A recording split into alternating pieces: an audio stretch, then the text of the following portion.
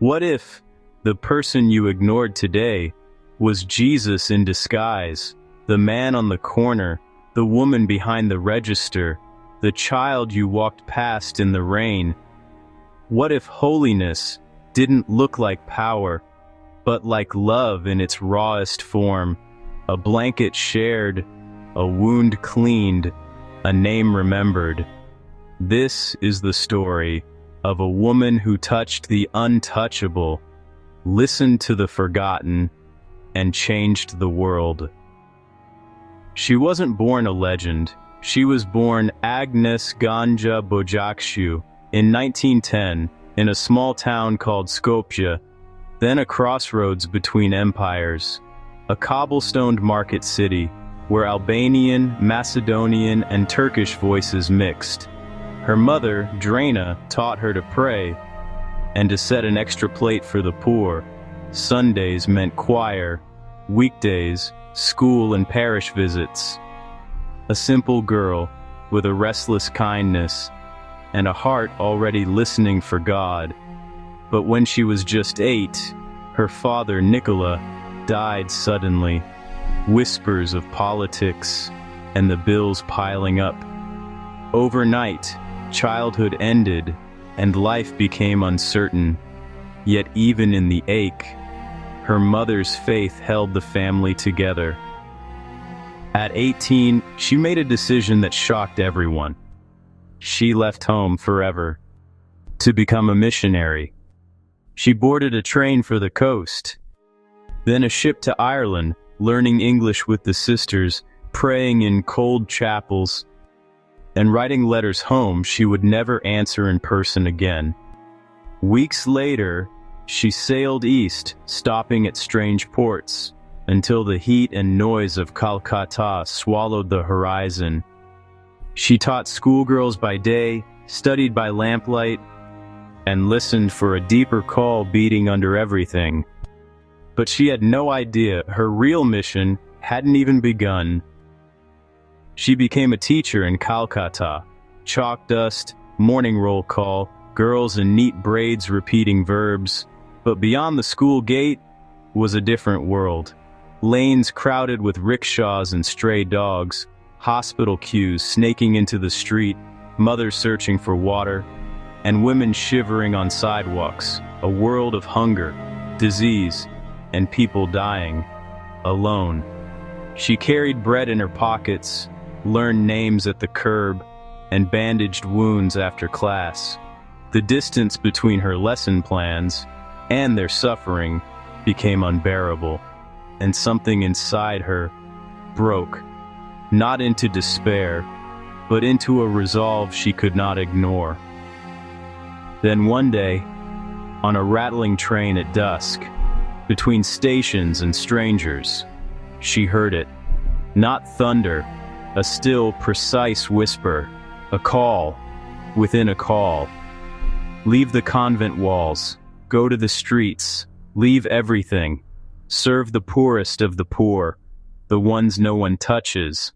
She clutched her rosary, wrote one line in her journal, and knew this was not optional. This was God. She walked away from comfort, from stability, from everything. She traded a classroom key for city streets, a soft bed for a tin cot, and certainty for the unknown. With nothing, just a white sari, a small cross, a battered satchel, and radical faith. No money, no plan. Only a permission letter in her pocket, blistered sandals, and a vow to love whoever was in front of her. Just love. Her first year was brutal. She knocked on doors, begged for scraps of rice and bread. She faced suspicion and the ache of doubt at night. Some days she felt invisible, other days mocked in the streets. Yet she kept going, washing fevers, dressing sores, whispering names, because every person she touched, she believed, was Jesus, hidden in plain sight. In 1950, she founded the Missionaries of Charity. Their mission? to serve the hungry, the naked, the homeless, the unloved, the unwanted. Not just with aid, but with dignity. They vowed wholehearted free service to the poorest of the poor, wore simple white saris with a blue border, and began in borrowed rooms and back alleys. A school under a tin roof, a bedside for the dying at Calcutta, a pot of rice for whoever arrived hungry. Soon, homes for abandoned babies, street clinics for the sick, and doorsteps no one was required to knock. Prayer at dawn, service till night, dignity in every touch. What started with a few women became houses on every continent, clinics in slums, cradles for abandoned babies, soup pots that never ran empty. Over 100 countries, thousands of sisters in white and blue, stepping into alleys, disaster zones, and quiet rooms where no one knocks, serving the dying, the forgotten, the invisible, one name at a time. She didn't just help the poor, she made the world finally see them. But here's what most people don't know. For years she walked in an interior night, prayers like echoes in an empty room. She felt darkness, doubt, silence from God.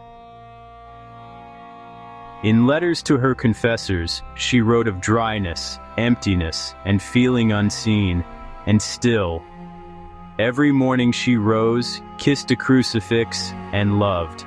One wound, one name, one small yes at a time. The world finally noticed. Cameras flashed, headlines shouted. In 1979 in Oslo, she received the Nobel Peace Prize and asked for a moment of silence for the poor. She spent the prize on bread and beds, not banquets or speeches. Reporters begged for a quote. She pointed past herself. "I am just a pencil in God's hand." The writing, she said, is his. In 1997, she died. Calcutta wept. Candles lined the streets, and sisters prayed through the night. But her mission didn't. The homes stayed open, the doors stayed wide, and the poor still had a name. In 2016, in Rome, the church declared her a saint, not for speeches but for love.